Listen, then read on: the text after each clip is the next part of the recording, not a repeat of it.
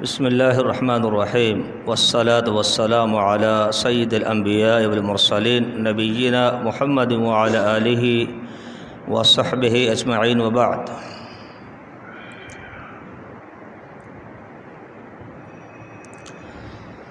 کتاب الفتن میں سیدنا سعید ابن مسیب رحمہ اللہ تابعین میں سے ہیں، فرماتے ہیں کہ وقعت الفتنۃ الاولی، پہلا فتنہ اور پہلی آزمائش جو واقع ہوئی، یعنی مقتل عثمان، سیدنا عثمان کو جو شہید کیا گیا، یہ ایک بہت بڑا فتنہ اور آزمائش کا معاملہ تھا مسلمانوں کے لیے۔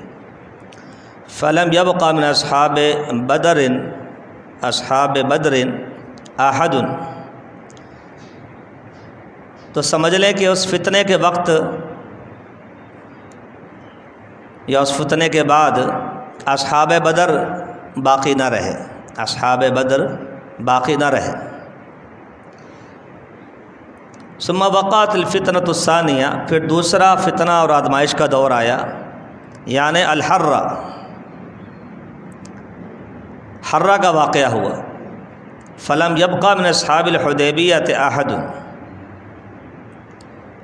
تو اصحاب حدیبیہ یعنی 1400 صحابہ کرام جو بیعت کرنے والے تھے، ان میں سے کوئی باقی نہیں تھا نہ باقی رہا۔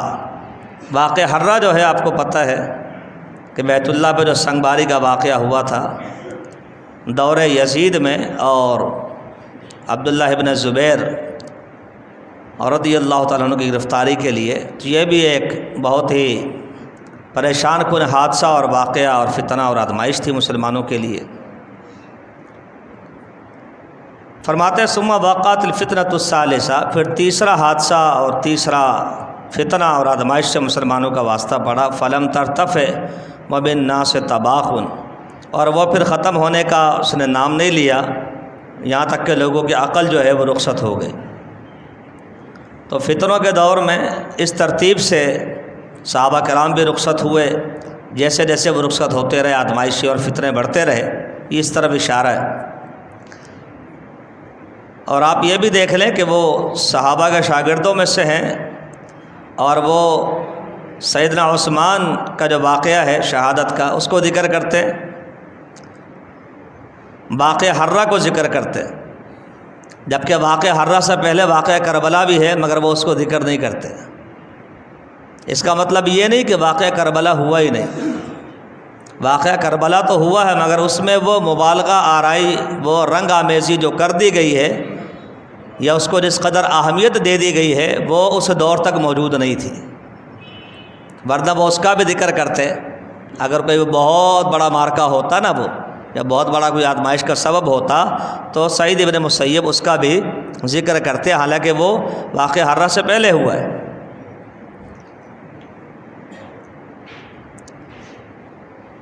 سیدنا ابو ہریرہ رضی اللہ عنہ سے روایت ہے کہ رسول اللہ صلی اللہ علیہ وسلم نے فرمایا، قیامت قائم نہیں ہوگی یہاں تک کہ دو بڑی جماعتیں مسلمانوں کی باہم قتال کریں، اور بہت زیادہ قتل و غارت گری ہوگی، اور دعویٰ دونوں کا ایک ہی ہوگا، دعویٰ دونوں کا ایک ہی ہوگا۔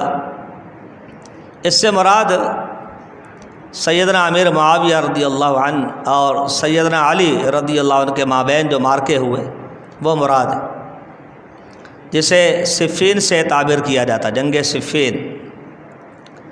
اور یقیناً اس میں بہت بڑی تعداد دونوں طرف سے جو ہے وہ اللہ کی راہ میں کٹی، اور سارے ہی مجتہد قرار پائے، ان کے بارے میں لب کشائی نہیں کرنی چاہیے، نہ اس واقعے کا انکار کیا جا سکتا ہے۔ اور نبی علیہ السلام نے دونوں جماعتوں کو عظیم جماعتیں قرار دیا، اور دعویٰ ایک سے مراد یہ ہے کہ دونوں کا دعویٰ جو وہ صحیح تھا۔ سیدنا علی کا دعویٰ یہ تھا کہ پہلے بیعت کرو، قاتلان عثمان کو ہم بعد میں دیکھیں گے، قاتلین عثمان کو ہم بعد میں دیکھیں گے، میرے ہاتھ پر بیعت کی جائے، مجھے خلیفہ مانا گیا۔ تو بیعت لینا یہ بھی ایک شرعی مسئلہ ہے، یہ سچا دعویٰ ہے۔ اور امیر معاویہ رضی اللہ عنہ کا مطلب کہنا یہ تھا کہ پہلے بدلہ لیا جائے، وَلَكُمْ فِي الْقِصَاصِ حَيَاةٌ يَا أُولِي الْأَلْبَابِ، قرآن کہتا ہے بدلہ لو، بدلہ لینے میں زندگی، تو بدلہ پہلے لیا جائے، تو دعویٰ ان کا بھی صحیح تھا۔ پھر فرمایا کہ تقریباً 30 دجال بھیجے جائیں گے، کذاب اور جھوٹے بھیجے جائیں گے، وہ سب یہی دعویٰ کریں گے کہ وہ اللہ کے رسول ہیں اور علم اٹھا لیا جائے۔ زلزلے بڑی کثرت سے آئیں گے، آئے دن خبر ملتی ہے آپ کو فلاں جگہ زلزلہ آیا، اس کی یہ شدت تھی۔ قیامت کا زمانہ فرمایا وقت جو ہے قیامت کا زمانہ اور وقت قریب آ جائے گا، فتنے ظاہر ہو جائیں گے، قتل بہت زیادہ ہوں گے، درجنوں کے حساب سے اور سینکڑوں کے حساب سے لوگ قتل کر دیے جائیں گے ایک ہی وقت میں، یہ مراد ہے۔ اور تم میں مال کی کثرت ہو جائے گی، ریل پیل ہو جائے گی۔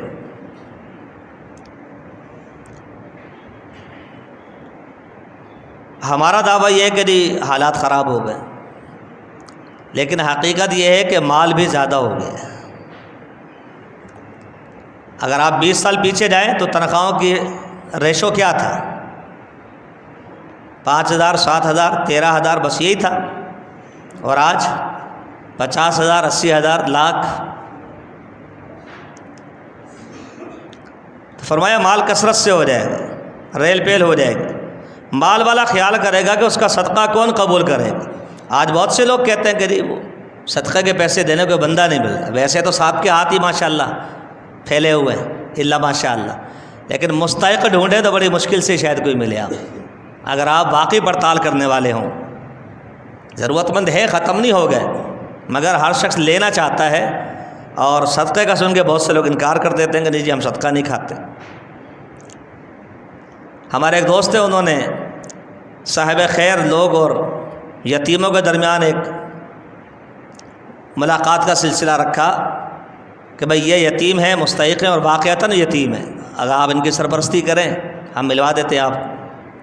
تو میں نے ان سے ایک دن پوچھا کہ آپ کو کراچی میں کتنے یتیم ملے؟ انہوں نے کہا جو سچے اور اصلی یتیم ملے وہ 8 ملے ابھی تک۔ اتنے بڑی کراچی میں ابھی تک مجھے 8 یتیم ملے ہیں جو واقعی یتیم ہیں۔ تو یہ بھی فتنے کی ایک شکل ہے۔ تو فرمایا اصل بات کیا ہوگی کہ صدقہ لینے مالدار سوچے گا میرا صدقہ لے گا کون، یہاں تک کہ وہ ایسے کسی کو دینے کی کوشش کرے گا تو وہ شخص خود کہے گا کہ نہیں بھائی مجھے اس کی حاجت نہیں ہے، مجھے اس کی حاجت نہیں ہے۔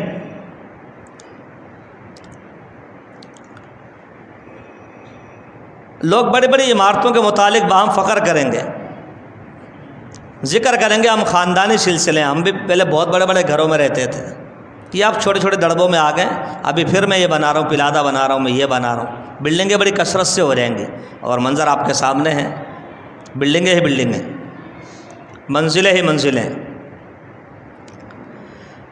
فرمایا ایک آدمی دوسرے آدمی کی قبر کے پاس سے گزرے گا تو کہے گا کاش کہ اس کی جگہ میں ہوتا۔ غریب نہیں ہے وہ، لیکن وہ اتنا پریشان ہے کہ قبرستان سے گزرتا ہے تو کہتا ہے کاش میں تیری جگہ پر ہوتا، اتنا پریشان۔ اللہ اکبر، ایسے فتنے آ جائیں گے۔ پھر بالکل آخری دور کا آپ نے ذکر کیا، فرمایا کہ سورج مغرب سے نکلے گا، یعنی آج مشرق سے نکلتا ہے پھر مغرب سے نکل آئے گا۔ جب مغرب سے طلوع ہوگا تو لوگ دیکھیں گے، ویسے تو کسی کے پاس وقت ہی نہیں سورج کیا کر رہا ہے، اس دن سارے دیکھیں گے کہ سورج کہاں سے نکلا ہے، اور سارے جو ہے وہ بے ایمان قسم کے جو لوگ ہوں گے وہ ایمان لے آئیں گے۔ مگر فرمایا نبی علیہ الصلوۃ والسلام نے اس سے پہلے جو ایماندار نہیں تھا آج اس کو ایمان فائدہ نہیں دے گا، جو اس سے پہلے ایماندار نہیں تھا آج ایمان لانا چاہتا ہے، سورج الٹا طلوع ہو گیا ہے، آج اس کا ایمان ہرگز قابل قبول نہیں ہوگا، یا اس نے ایمان بچانے کے کوئی اچھے کام نہیں کیے تو آج اس کے اچھے کام اس کے کام نہیں آئیں گے۔ فرمایا کہ اچانک قیامت اس طرح قائم ہو جائے گی کہ 2 آدمیوں نے اپنے درمیان کپڑا پھیلا رکھا ہوگا، ایک بیچنے والا ایک خریدنے والا، کہ ہاں بھائی دیکھ لو کیا ریٹ ہے، بھائی یہ ریٹ ہے، وہ کپڑا پھیلا کر بحث کر رہے ہوں گے، ابھی نہ وہ بیچ سکے گا نہ وہ خرید سکے گا نہ لپیٹ سکے گا، قیامت قائم ہو جائے گی۔ اتنی مہلت نہیں ملے گی پھر کسی کو کہ وہ اس چیز کو سمیٹے، اور ایک آدمی اپنے اونٹنی کا دودھ نکال چکا ہوگا لیکن وہ اسے ابھی پی بھی نہیں سکا ہوگا کہ قیامت قائم ہو جائے گی، اتنی تیزی کے ساتھ یہ مراحل طے ہوں گے۔ فرمایا ایک شخص اپنے حوض کی لیپائی کر رہا ہوگا، درست کر رہا ہوگا، مرمت کر رہا ہوگا، وہ اسے مکمل نہیں کر سکے گا، اس سے پہلے قیامت قائم ہو جائے گی۔ حتیٰ کہ ایسا بھی ہوگا کہ ایک شخص لقمہ اٹھا کر کھانا چاہ رہا ہوگا، اس کے ہاتھ میں ہوگا اور قیامت قائم ہو جائے۔ تو یہ نبی کریم صلی اللہ علیہ وسلم فتنوں کے دور اور آزمائش کے دور کے کچھ منظر کشی کی ہے، تاکہ ہم ہمہ وقت جو ہے اپنے تیاری میں رہیں اور گرد و پیش کا جائزہ لیتے رہیں، خود کو بھی نصیحت کرتے رہیں، اپنے بڑوں اور چھوٹوں کو، احباب و خواتین کو سمجھاتے رہیں۔ اللہ تعالیٰ مجھے اور آپ کو فتنوں اور اس کے شر سے محفوظ رکھے۔ وما علینا الا البلاغ۔